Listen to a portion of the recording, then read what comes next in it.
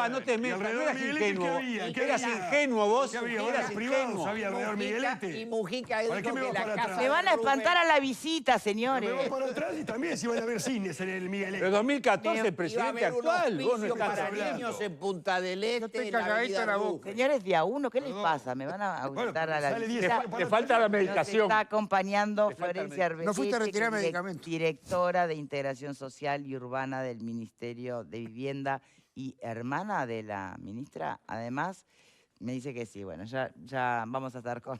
Son bravos. Así que las quejas, todo es culpa de su Hay que hermana. pedirle plata. Bueno, muy bien, pero es verdad, había sido entonces Luis Lacalle Pou que había hablado de asentamiento cero, un tema definitivamente muy complejo que va más allá de los voluntarismos, eso quedó muy claro, ¿no? ¿Se han hecho movidas? Sí, está el plan Avanzar, las proyecciones, además vamos a analizar que tienen para el final del periodo. Pero bueno, eso no quita que no se pueda hacer una suerte de balance de lo que a priori ustedes entienden fue los logros o los debes de esta administración en el tema. ¿Qué piensa usted, Jorge Pozzi? La eliminación de los asentamientos, como se planteó, y el asentamiento cero y todo eso, son cosas bastante complicadas de hacer. Cuesta mucho la eliminación de los asentamientos. El Frente Amplio trabajó mucho en eso. Hubo asentamientos históricos que lograron finalmente reciclarse y llevar a gente a otro lado y hacer de eso otra situación. Pero no es tan fácil como uno parece, ni siquiera es tan fácil como uno le parece, poniendo plata. Porque además ahí no solamente hay un problema de vivienda, hay un problema de otro tipo, hay un problema social de cosas que se generan entre los asentamientos que después tratar de solucionarlo es algo bastante complejo y que lleva una larga data. Dice, bueno, ahora escucharemos a la señora Arbeleche, pero que ahora se ha frenado el crecimiento de asentamientos. Yo no digo ni que sí ni que no, porque no tengo ese dato, escucharemos ahora. Si eso se logró, es por supuesto que un avance. Ahora, la resolución del problema va a ser complejísima, va a llevar muchísimos años, porque a diferencia de lo que todo el mundo piensa, no es solamente plata. No solamente con plata se arregla eso. Nosotros como Frente Amplio nos dimos cuenta de eso. Porque chocamos también contra el Balcón del Medio en un momento. Es plata y un trabajo social. ¿Aumentaron en su administración los asentamientos? ¿Aumentaron o...? Mirá, creo que estaban en aumento o se había... Se reciclaron muchísimo. En 2011 sí. Se reciclaron muchísimos, muy icónicos, como aquel que estaba al lado del Arroyo Malvin, como los que estaban allá en Illas Gaspar, todo eso que eran asentamientos muy pesados, bueno, justamente en Boix y Merino, donde pasó todo esto que pasó últimamente, pero el trabajo es inmenso, enorme, y va a llevar... Igual, vaya momento para hacer evaluación de políticas públicas, ¿no? Es el momento, es ahora. Sí. Dentro de 20 días hay que votar. Si te dan bien, si te dan bien. Bueno. Vamos a ver qué dan estas. Bienvenida entonces, Florencia Arbeleche. Un placer tenerla aquí con nosotros. Bueno, muchas gracias, un saludo para todos. La verdad que los escucho hablar y veo que están en el tema, así que... Sí, pero no se espante, por favor. No, por favor, al El contrario. gallinero estaba un poco alterado Y bueno, cuando usted llegó. Y un saludo a toda la audiencia y gracias por el interés en el tema que es tan importante para todos. Bueno, podemos primero, si me permite, una definición de asentamiento, porque a veces uno ve, no sé, 5 casas juntas y habla de asentamiento. Definitivamente igual es un lugar que hay que atender. Pero ¿qué hace la definición de un asentamiento hoy? ¿Cambió el criterio? Lo que hoy tenemos como asentamiento irregular en el Uruguay, que también hasta el nombre asentamiento irregular es porque acá en el Uruguay le llamamos de esta manera, es a partir del 2006,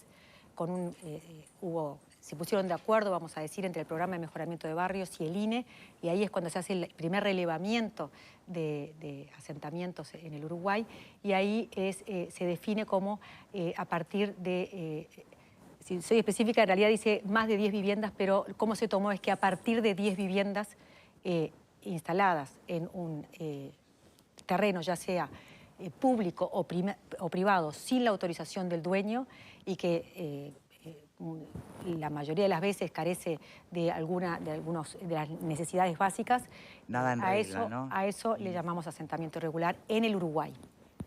¿Cuánto sabía cuando llega esta administración?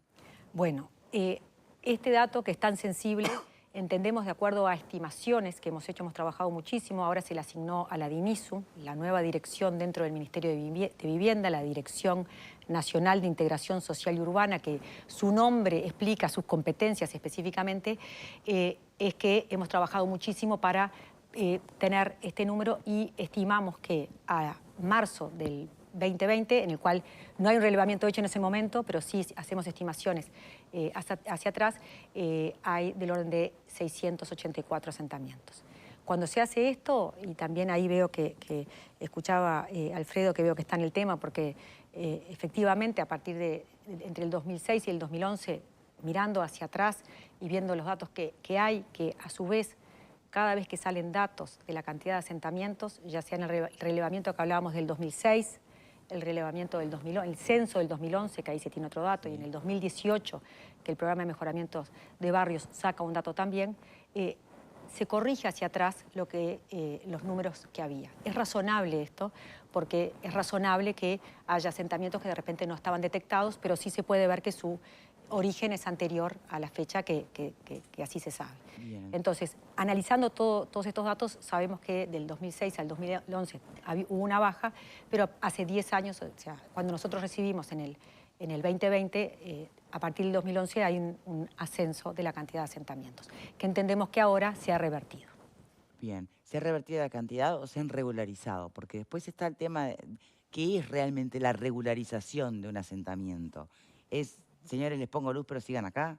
Buenísima la pregunta, porque ya cuando hablamos cuáles son las intervenciones en los asentamientos, las dos grandes líneas de acción, ya sea una regularización o un realojo, si es necesario un realojo completo del asentamiento, lo llamamos de esta manera, de vuelta para simplificar.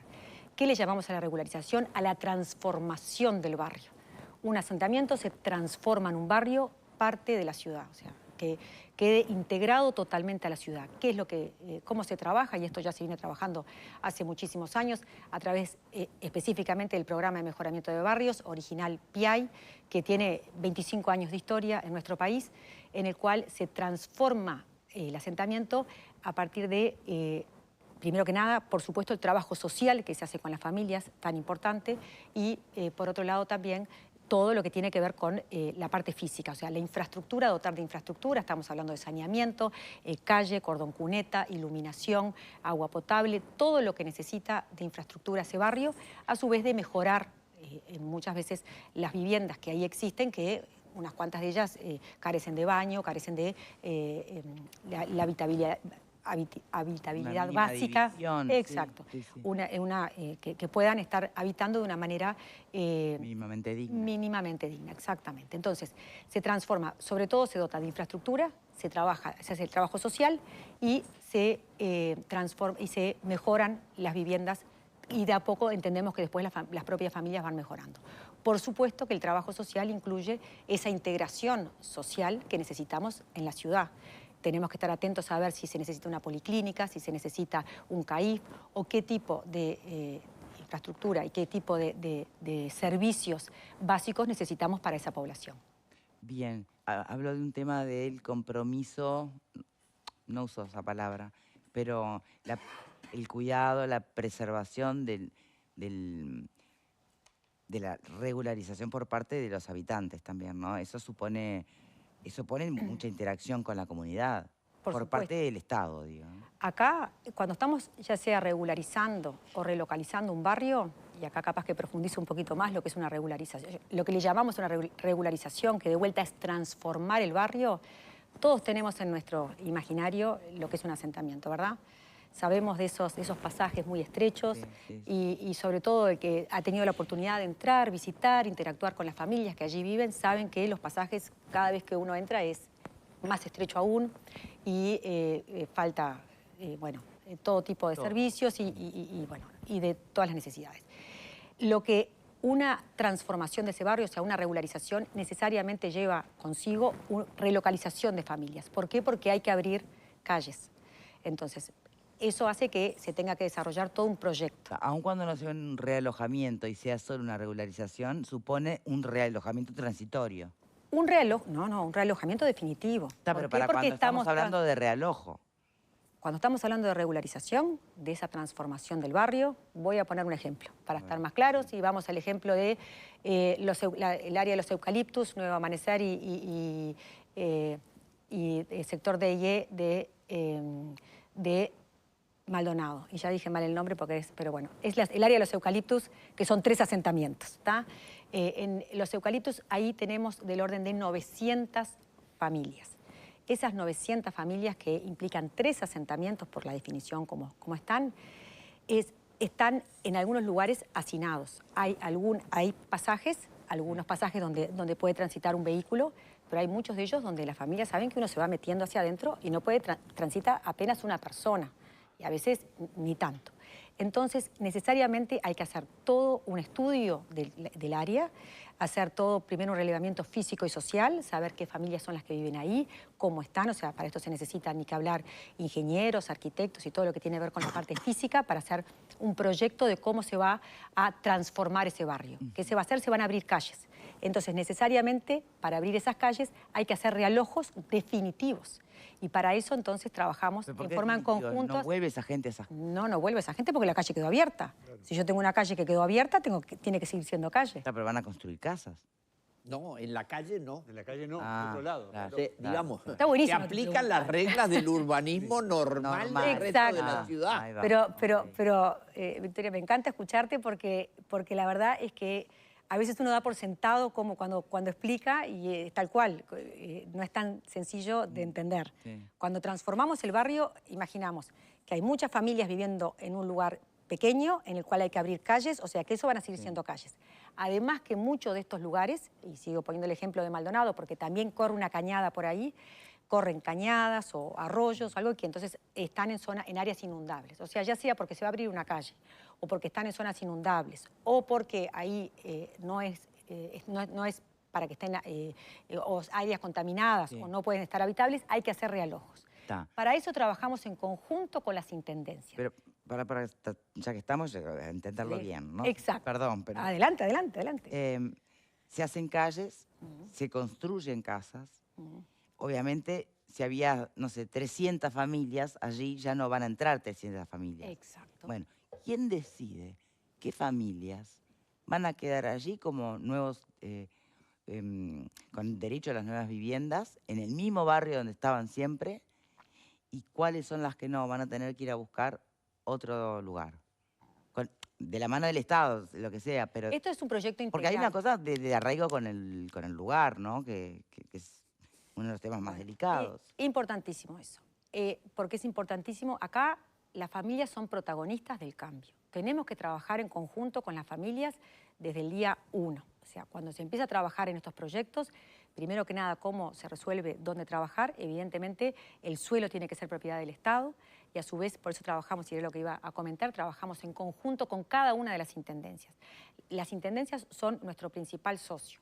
Y acá, este plan Avanzar, que de las cosas que ha sido, vamos a decir, innovador, es trabajar a través del Congreso de Intendentes con las 19 intendencias. Hoy tenemos obras del plan Avanzar en los 19 departamentos, que esto es algo que se ha logrado ese punto de inflexión que se quería lograr de respuesta a los asentamientos. Volviendo a cómo se hace esta respuesta, esta transformación del barrio, es que, y si vuelvo al ejemplo de los eucaliptus, acá de la mano de la Intendencia, es que la Intendencia tiene la propiedad de la tierra donde está el asentamiento propiamente dicho, o sea, donde se va a transformar el barrio. Pero a su vez ya se preparó, sabiendo cómo se trabaja en esto, y adquirió tierras pegadas, en este caso pegadas a lo que es todo el área del asentamiento para hacer todos los realojos necesarios. Acá estamos hablando de 900 familias, estimamos que va a andar del orden de 200 realojos necesarios, hay tierra para 185, una cosa así. Ya se están construyendo 100 viviendas, ya estamos preparados para adjudicar y dar otras 85 más. Y acá capaz que también podemos hablar de que estos procesos son muy largos, claro, y de lo que realmente hemos tratado de hacer un punto de inflexión es en acortar plazos. Y por eso Maldonado, y este caso de los eucaliptus, es un buen caso de estos, que hace 2 años y medio estábamos firmando en el acuerdo estratégico y poniendo esto en proyecto, y hoy ya tenemos obra haciendo todos estos realojos necesarios, y a su vez seguimos trabajando, porque evidentemente el proceso de hacer un proyecto, imagínense hacer un proyecto de lo que es un barrio de 900 familias. Estamos hablando de una ciudad. Ahora me comentaban, este año Solís de Mataojo fue declarado ciudad, que debe ser del tamaño, para tener una idea en la cabeza de qué es lo que estamos hablando, del tamaño de Solís de Mataojo, que ahora este año justamente fue declarado ciudad. O sea que estamos transformando prácticamente lo que es una ciudad de ese tamaño. Entonces, acá, mientras que se va desarrollando todo el proyecto más en profundidad, se van haciendo los realojos necesarios, ya se tiene proyecto ejecutivo. Cuando digo proyecto ejecutivo es todo lo que necesitamos para hacer el llamado a licitación para las grandes arterias, o sea, las grandes calles que van a estar atravesando este asentamiento, este barrio nuevo, y ya está, eso ya está licitado y a punto, ya está por adjudicarse. Entonces, todo esto lo vamos haciendo en forma simultánea. Esto lo que nos ha permitido es acortar tiempos. Bien, desde el Frente Amplio se critica que no se ha ejecutado todo el presupuesto asignado a la erradicación de asentamientos. ¿Eso es así?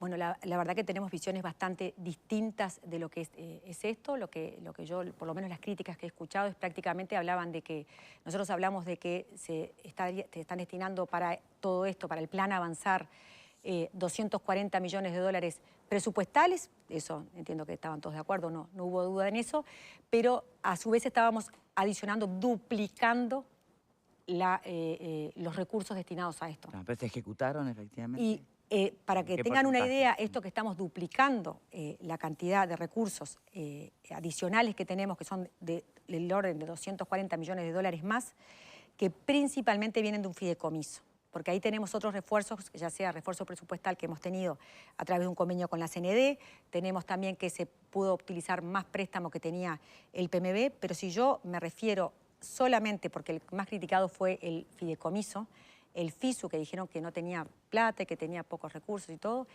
hablando al 31 de agosto, que es el mes que lo tenemos cerrado, el fideicomiso a ese entonces había recibido, ya sea por conceptos de lo que tiene que recibir y por también tener por rentabilidad, del orden de 94 millones de dólares, de los cuales al 31 de agosto ya se ejecutaron 70 millones de dólares. Y a su vez tiene 146 ya comprometidos y con obra iniciada y 43 ya comprometidos adjudicados. Esto nos suma, solo el FISU nos está sumando 259 millones de dólares, 260 millones de dólares que tenemos entre lo que ya se gastó y lo que ya está comprometido. O sea, la obra ya inició y tenemos que disponer de esa plata, porque si no, no podríamos haber adjudicado a una empresa que después no estén los recursos para pagarlo. O sea que el fideicomiso, el que le llamamos FISU, Fideicomiso de Integración Social y Urbana, es una herramienta muy potente que hoy nos permite realmente estar llevando el ritmo de ejecución que tenemos. Si me permite, vamos a abrir el panel a preguntas. Jorge. No, yo simplemente escucho atentamente todo el planteo desde el punto de vista de lo que se ha hecho y todo lo demás, pero quiero saber si se puede, cómo se ha encarado el trabajo social con la gente que hoy o va a ser realojada o va a vivir en las nuevas construcciones que tenga el asentamiento, porque yo creo que ahí se juega mucho del futuro de todas esas familias, ¿no? Porque, como bien decís, hay en un lugar donde se realojan 900 familias, 4 por familia, es un pueblo. Y a veces no lo vemos, acá en la ciudad mismo no lo vemos eso, pero es un pueblo nuevo que se hace. Entonces, para las dimensiones de Uruguay. Y entonces esa convivencia social, de los que se quedan ahí o otros que son realojados y de repente van para otro lado. ¿Ustedes cómo la están procesando? La verdad, Jorge, que es tal cual, y me alegro mucho de la pregunta, porque realmente el trabajo social es clave en estos casos.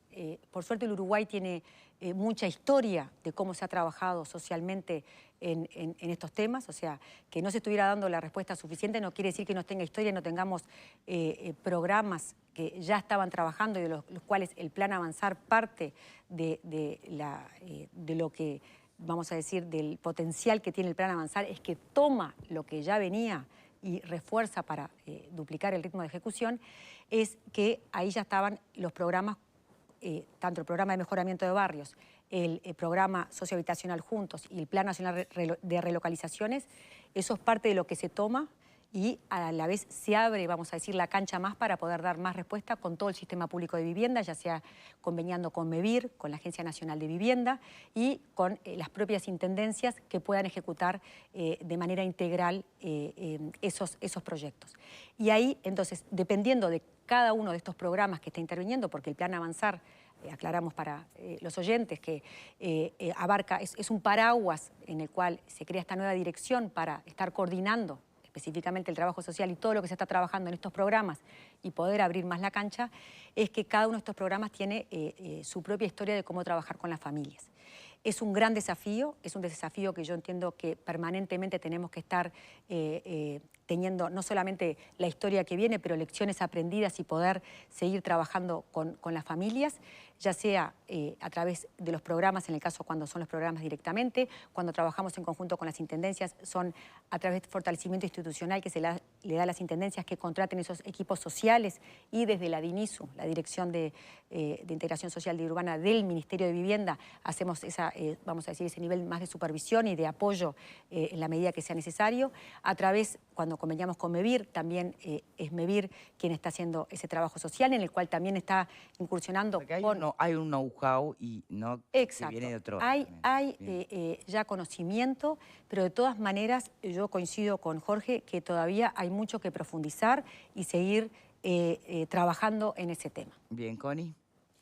No, me parece que los datos que nos da Florencia hoy son interesantes, pero uno se pierde un poco.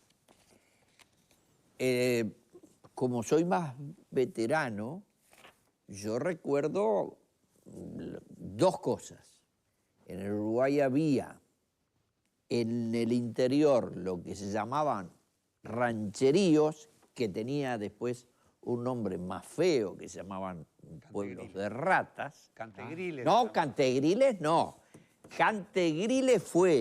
Cantegriles surgieron cuando yo era niño y el nombre surgió porque en el año 1951 Punta del Este, de la mano del señor Mauricio Littman, hizo unos brutales festivales de cine y era todo glamour, lujo, etc. Y construyó una organización alrededor de ese club que él había creado y esos eran los búngalos de Cantegril. Entonces, cuando empezó a aparecer el fenómeno equivalente al del rancherío rural en la ciudad, y yo recuerdo mi mamá trabajaba en una obra